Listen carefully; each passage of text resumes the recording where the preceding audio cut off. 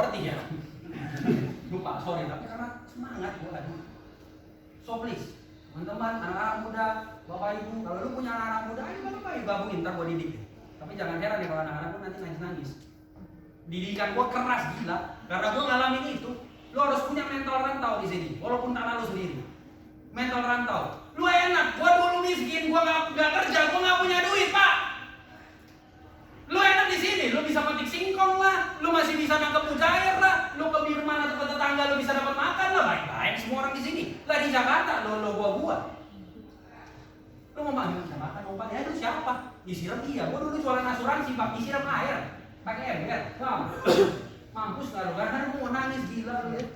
Sama nih manusia gua bukan anjing ya. Tapi ya itu keras. Nah lu harus punya mental segitu. Oke, balik lagi ke properti. Bilang lu kanan gini, makanya lu semangat dikit. Lanjut, oke, siklus properti. Dan sekarang perlambatan dan ada COVID. Sekaranglah waktu yang tepat untuk ambil properti. Yang di atas yang tidak di atas tidak. Kemarin 2019 setiap 6 bulan, setiap setahun, gua beli properti. Sekarang setiap bulan, gua beli properti. Setiap bulan. You name it, dari developer manapun atau bahkan tanah konvensional, apapun itu. Kemarin baru 3 minggu yang lalu, walaupun developernya Alam Sutra, nggak apa-apa karena tenor kredit gua panjang, bunga lagi murah, gua ambil 8 miliar Pak satu rumah. 8 ambil nggak apa-apa. Padahal gua tahu kadang-kadang nyesek sih. Gua tahu nih berapa biaya modal lu paling. Tapi ya udah nggak apa-apa, saling dukung apartemen segala macam karena lagi murah, lagi dipermurah, lagi dipergampang. Apa sih faktor yang mempengaruhi? BAM. Kenapa gua mengencourage semuanya untuk harus ambil properti sekarang? Karena sekarang loan to value sedang dipermudah. Dulu orang kalau mau beli properti mereka harus punya DP minimum 30%. Properti kedua 40%, properti ketiga 50%. Betul?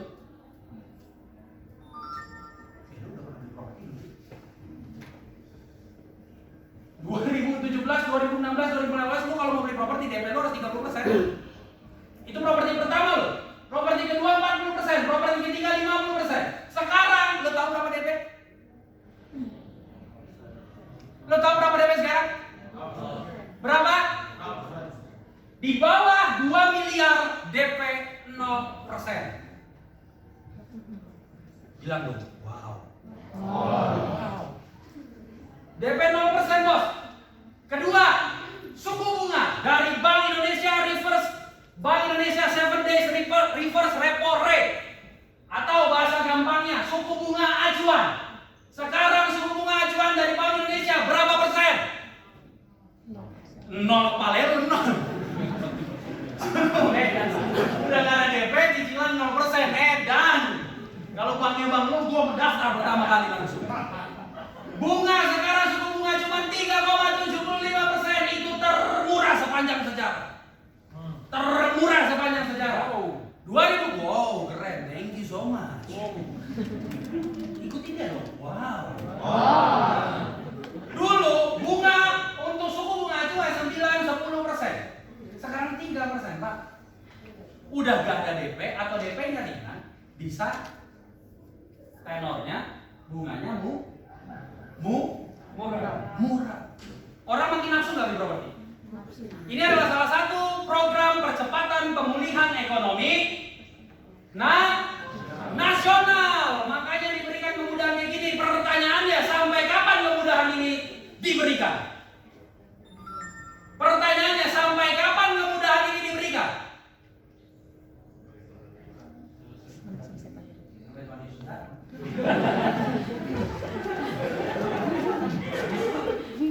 Sampai kapan kemudahan ini diberikan? Sampai kapan? Iris kuping gua, nggak mungkin lebih dari tahun 2021. Taruhan kita, nggak mungkin lebih dari 2021. Kenapa? Karena kalau seandainya permudah atau kemudahan seperti ini dilonggarkan sampai waktu yang lama, itu yang terjadi di Amerika tahun 2008, terjadi bubble. Banyak orang kredit tapi akhirnya nggak bisa bayar. Makanya ini cuma pemulihan percepatan untuk percepatan pemulihan ekonomi nasional. Makanya diberikan regulasi seperti ini, tapi tidak akan lama. So sekarang waktu yang tepat untuk masuk ke Berarti apalagi ditambah dengan infrastruktur. Lo tahu nggak? Nih Pak, sini bukan ada. Lanjut. Ya, terus sampai sebelum ini. Industri Property Review Aku 2021 siapa yang kita bagi Sri Mulyani Bini Property Cuan. Properti menggeliat di 2021 jadi apa ini multiplier effect bagi berapa industri? 147 jenis industri. Lanjut. Dor. Bank Indonesia Property Sector menengah bawah meski pandemi. Crazy Rich Indonesia melonjak berapa persen? 67%. Paling banyak belanja apa? Properti. Paling banyak belanja apa? Properti. Lanjut. Bang. Sektor properti banjir stimulus pemerintah tertekan paling dalam sektor properti bakal rebound berkat Omnibus Law.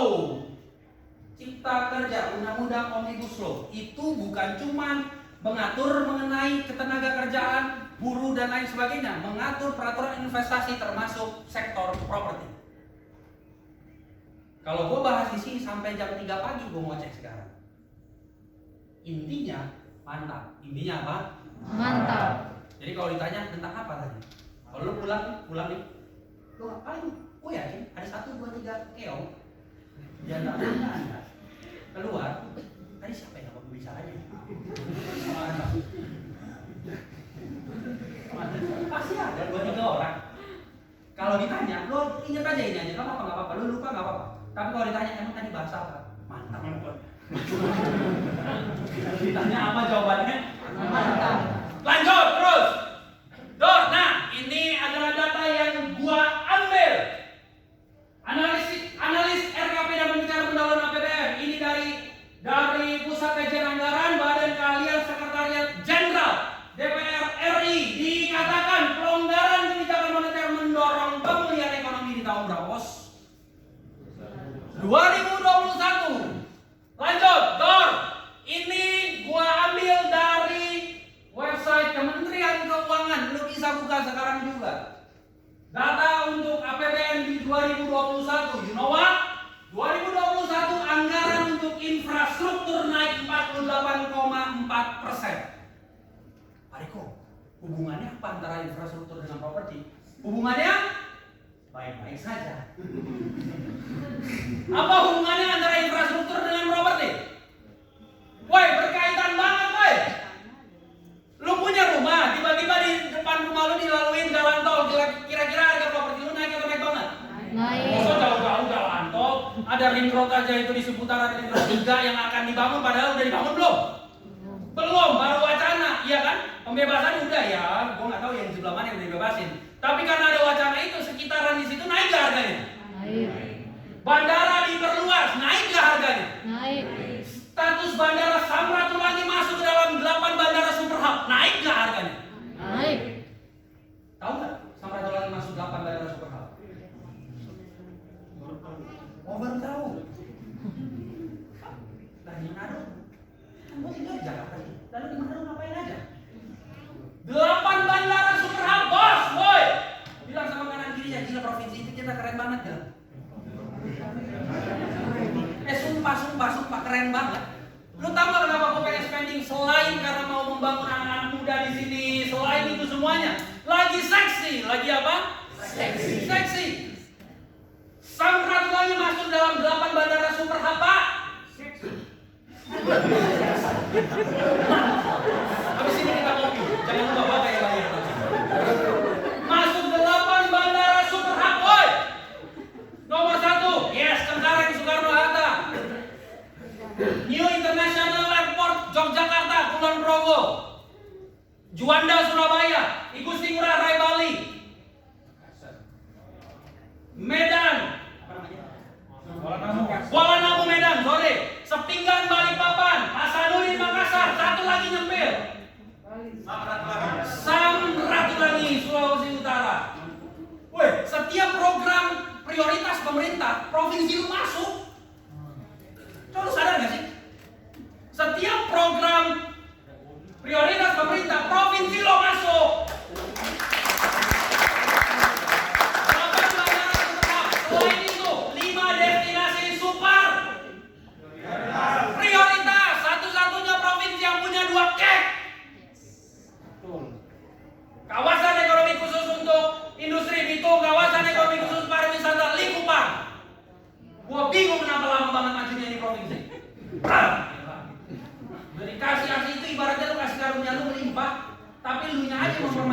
karunia. Don't know why. Mungkin mental anak raja lah semua. Gak ada yang mau jadi, semua pengen ngatur. Mantap. Mantap. Oke lah kalau lu ngatur lu punya kapasitas. Kalau nggak punya kapasitas belajar dulu. Ntar aja ngaturnya. Ngatur istri aja. Nah, ngatur anak. Lanjut. Lanjut. Bilang dulu sama kanan kirinya. Weh, ceria dikit ya lu. Oke, lanjut. Anggaran infrastruktur naik 48,4%. Bos, lu tahu infrastruktur makin mantap, properti juga makin mantap. Gua suka di Sulut, kenapa? Keren. Infrastruktur lagi. Kalau Sulut udah kayak Bali, udah kayak Jakarta, itu harga propertinya udah tinggi banget.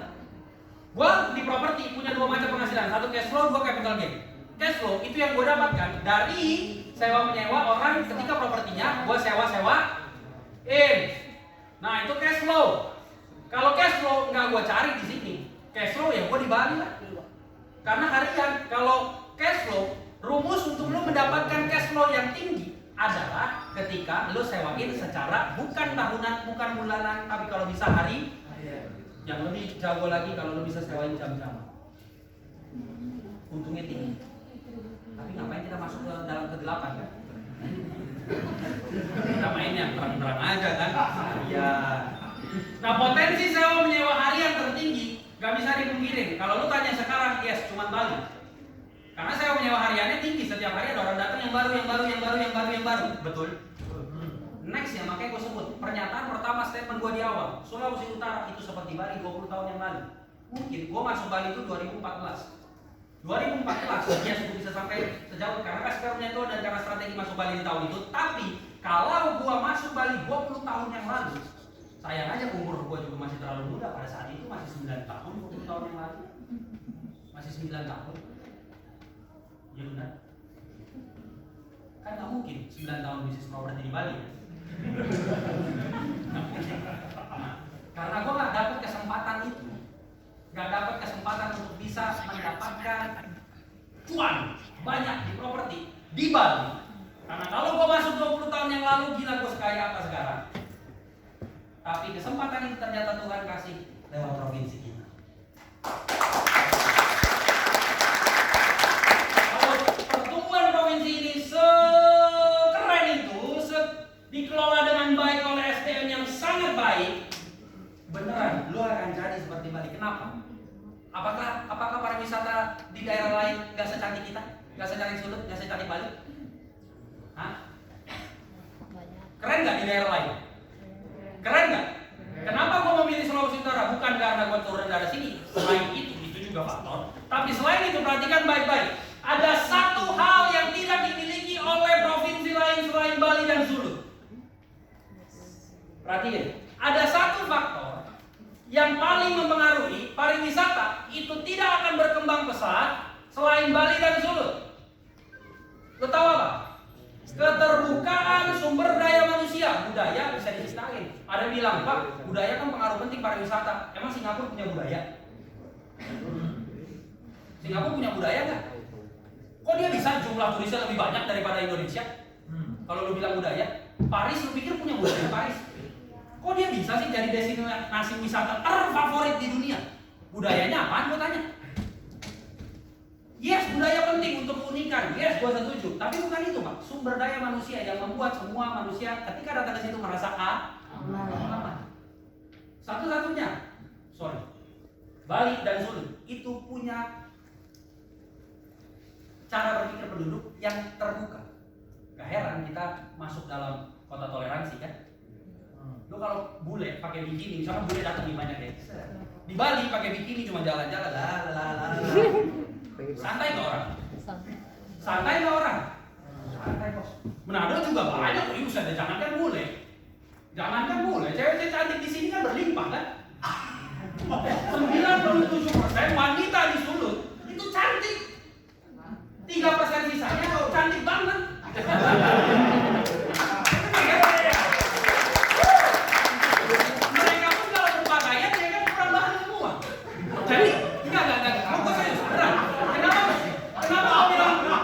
Kenapa kau bilang Sulawesi Utara sangat terbuka? Ya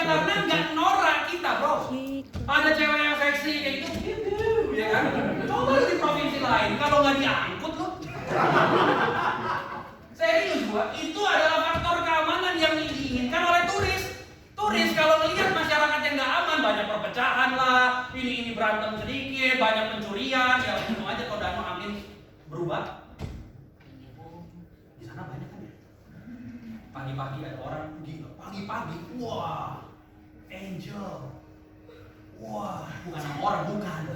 Maksudnya malaikat suasananya, wah, surgawi nih, pokoknya kalau di sana. Lu pagi-pagi ke sana ya, bini gua juga orang sana. Puji Tuhannya terdidik di Jakarta kan. Waduh, surgawi kalau pagi-pagi. Di sana malam hari. Mencekam. Datang ke sini, dihalang-halangin. Mana? Dan gua bilang, bapak moyang lu yang punya tadi. Yang ngebangun bapak moyang lu yang nanya. Dan lah. Tapi itu amin, tidak terjadi lagi. Bilang amin. Amin. Karena orang-orang luar tuh suka dengan keamanan, dengan apa? Keamanan. Dan menurut gua, SDM di Manado seterbuka itu. Jadi yang paling potensial untuk bisa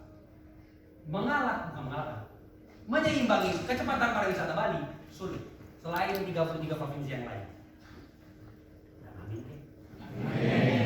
Dan itu udah terbukti. Developer sekarang udah masuk ke sini semua, ngembang-ngembangin. Di Jepang keren. Tapi masih tumpang tinggi tanahnya. Dan masih banyak banget itu. Mafia tanah apa. Tapi kalau kita bahas ini bisa sampai jam 3 pagi benar. Jadi intinya adalah lu harus jadi peternak properti. Bilang amin. Amin. Keluar nanti ditanya sama orang kita di sekitar bahasa apa? Bahasa apa? Mantap. Terima kasih. Lanjut. Terus. Nah ini belum. Dari website Kementerian Koordinator Bidang Perekonomian, Indonesia jadi tujuan investasi favorit. Pemerintah terus dorong memudahkan investasi. So ini adalah timing yang tepat. Bilang berapa kali ini timing yang tepat. Gue udah keringetan, lu enak habisin lu cuma karena ini segala macam. Gue masih ada PR lagi ngomong di sono banyak. 3 orang. Saya harus. Jadi keluar dengan teriakan ha! Lanjut.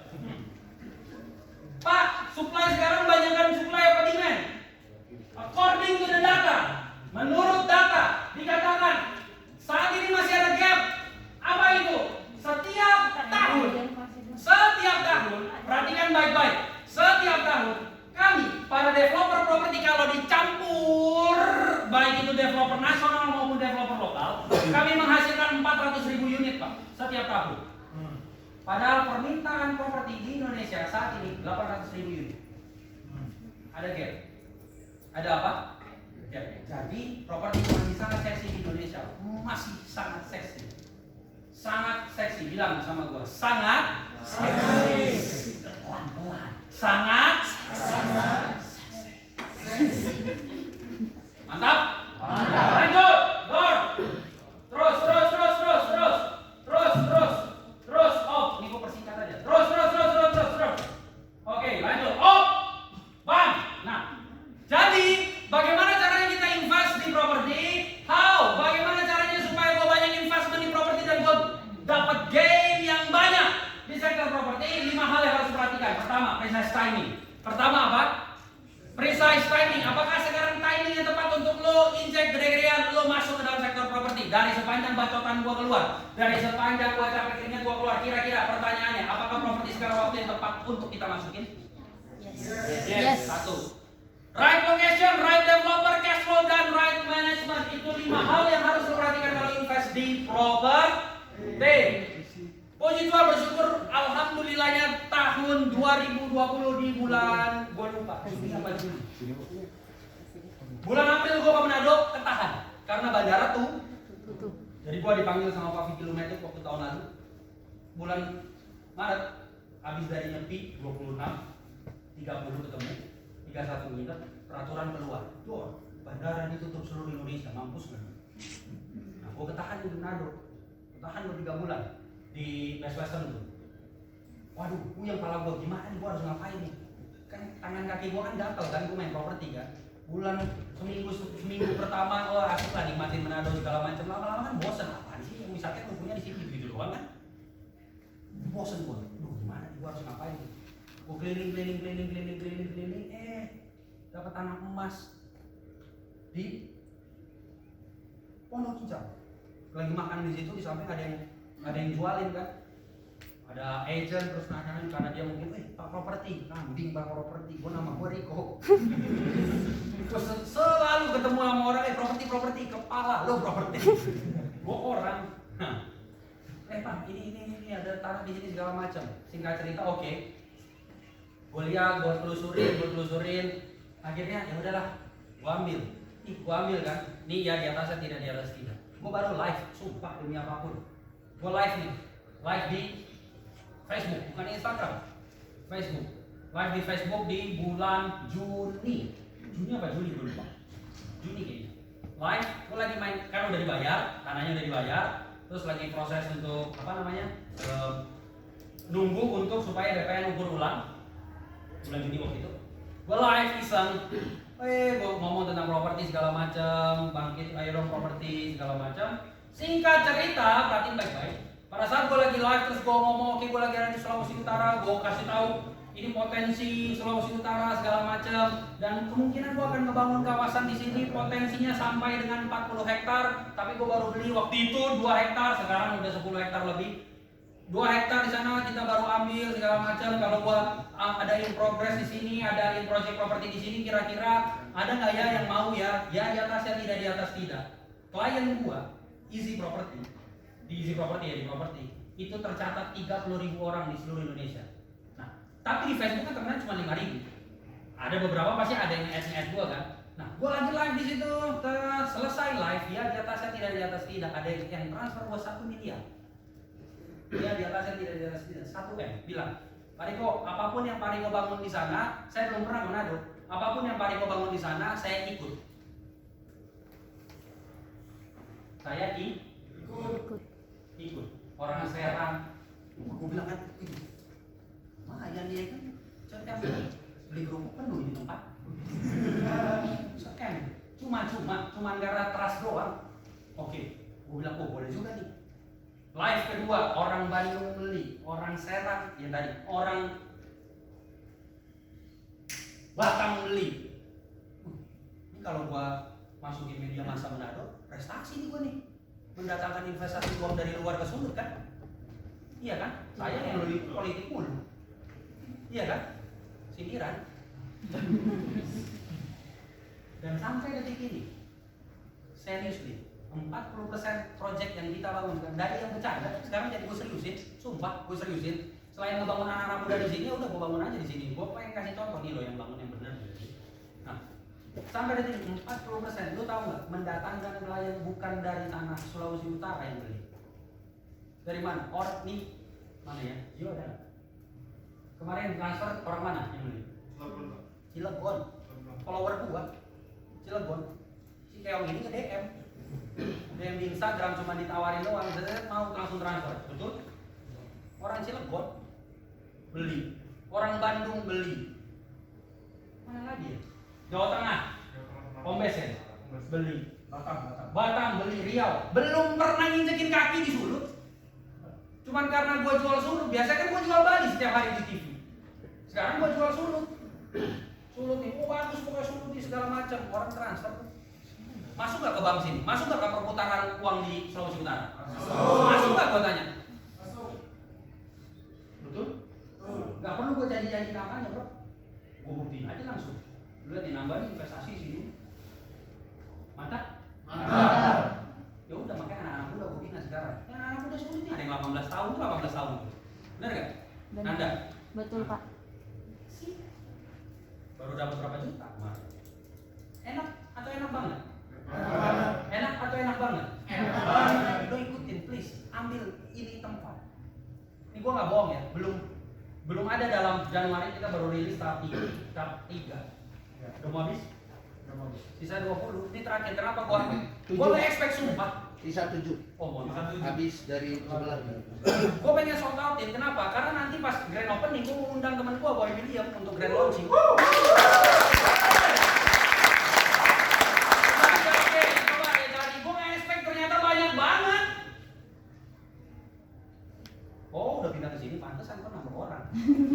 Sekalian aja di sini. Nah, ngobrol, oke? Bilang tuh sama kanan kirinya, woi muka lu senyumin dikit. Senyum dulu sedikit. Senyum. Hey. So, perhatiin baik-baik.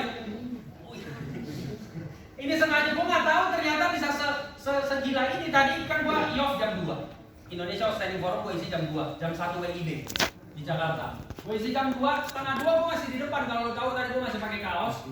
Gue lihat, buset. Gue nggak expect orang pikir cuma 70. Ternyata bisa, nggak tahu gue berapa jalan. 200 ada kali. Ya udah gue bilang buka aja samping, orang protokol kok. Ya udah buka aja samping.